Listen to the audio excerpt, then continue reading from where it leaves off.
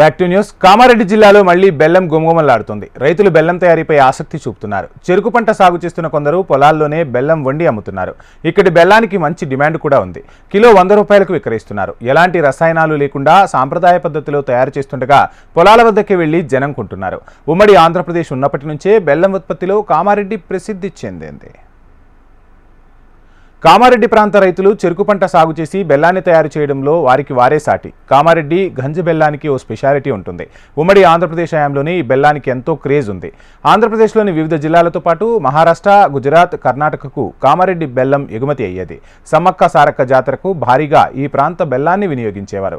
కామారెడ్డి ఏరియాలో నేలల స్వభావం దృష్ట్యా కొంత నలుపు, ఎరుపు రంగులో వస్తుంది. కాగా నల్ల బెల్లంగా ముద్రవేసి గుడుంబా తయారీకి వెళ్తోందని ఉమ్మడి పాలకులు ఆంక్షలు విధించారు. దీంతో 2002 నుంచి బెల్లం తయారీ తగ్గింది. క్రమంగా బంద్ అయింది. గతంలో ఆయా పార్టీల పెద్దలు బెల్లం రవాణాపై ఆంక్షలు ఎత్తివేస్తామని చెప్పినా ఇప్పటికీ ఆ పరిస్థితి అంతంత మాత్రంగానే ఉంది.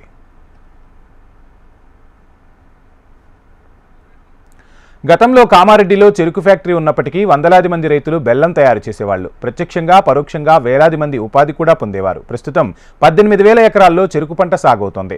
దాన్ని షుగర్ ఫ్యాక్టరీకి పంపేవాళ్లు. సరైన గిట్టుబాటు ధర రావట్లేదని, ఇతరత్రా ఇబ్బందులు ఏర్పడుతున్నాయని కొందరు రైతులు గతేడాది నుంచి బెల్లం తయారు చేస్తున్నారు. బిక్కనూరు మండల కేంద్రంతో పాటు రామేశ్వరపల్లి, సదాశివనగర్ మండలం కుప్పియాల్లో రైతులు బెల్లం తయారు చేస్తున్నారు. కిలో బెల్లం 100 రూపాయలకు అమ్ముతున్నారు. స్థానికులతో పాటు దూర ప్రాంతాల నుంచి వచ్చిన వర్తకులు ఈ బెల్లాన్ని కొనుగోలు చేసి తీసుకెళ్తున్నారు. ఇప్పుడు లేబర్ వచ్చేసి మనకు గాంధర్ వాళ్ళు ఉన్నారు. ఇక్కడ మన లోకల్లో అయితే పనిచేసేటట్లేరు. 11 గంటలకు వస్తారు. మన లోకల్ వాళ్ళు సాయంత్రం 5 కాగానే దిగిపోతారు. వాళ్ళు గాంధర్కి నుంచి రప్పించుకున్నాం.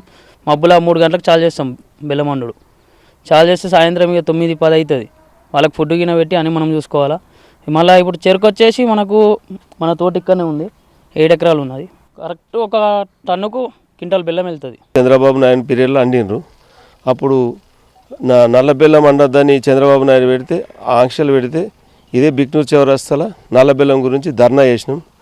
ధర్నా చేస్తే నల్ల బెల్లంగా తెల్ల బెల్లం అని ఇదే కేసీఆర్ చెప్పి ఇప్పుడు నల్ల బెల్లం తెల్ల బెల్లం అన్నీ తీసేసి మొత్తము అది బెల్లమే బంద్ చేసిండు. బెల్లం బంద్ చేస్తే వడ్లు అంటుండు. వడ్లకు ₹1 మిగులుతలే. నీకు అన్ని రకాల పంటలకు ఈ గవర్నమెంట్ అయినా అన్ని రకాల పంటలు పండిస్తేనే ఇక్కడ కొనేదానికి వచ్చినాము. ఇక్కడ చాలా మంచిగా ఉంటుంది. ఇది మేము ఇంతకుముందు పోయినసారి వాడినాము ఒక 20 కిలోల దాకా. మళ్ళీ ఇప్పుడు 20 కిలోలు తీసుకుపోయేదానికి వచ్చాను. 100 రూపాయల కిలో ఇస్తున్నారు.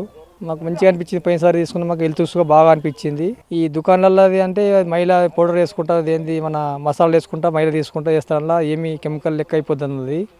స్వచ్ఛమైన బెల్లం కాబట్టి మంచిగా ఉంటుంది. కాబట్టి ఈసారి తీసుకుపోయేదానికి వచ్చాను. కామారెడ్డి బెల్లంలో ఐరన్ పర్సెంటేజ్ ఎక్కువగా ఉంటుందని డాక్టర్లు చెబుతున్నారు. నిరుడు బెల్లం తయారు చేస్తున్న రైతుల వద్దకు ఎక్సైజ్ అధికారులు వెళ్లి వివరాలు ఆరా తీశారు. అయితే తాము స్థానిక అవసరాలకు మాత్రమే ఉత్పత్తి చేస్తున్నామంటున్నారు. రామేశ్వరపల్లికి చెందిన రైతు కేతిరాములు, బిక్కనూరుకు చెందిన రాముగౌడ్ రైతు తమకున్న 3 ఎకరాలతో పాటు పక్కనే మరో 4 ఎకరాలు కౌలుకు తీసుకుని చెరుకు సాగు చేస్తున్నారు. వ్యవసాయ క్షేత్రం వద్దే కల్తీ లేకుండా స్వచ్ఛమైన బెల్లం తయారు చేయడంతో ప్రజలు కొనుగోలు చేస్తున్నారు. ఆరోగ్యానికి ఎన్నో ఉపయోగాలున్న బెల్లాన్ని, చెరుకు పాలు కూడా కొంటున్నారు. కిలో బెల్లం 100, లీటర్ చెరుకు రసం 50 రూపాయలకు విక్రయించడంతో అటు రైతుకు ఇటు కొనుగోలుదారులకు లాభం చేకూరుతోంది.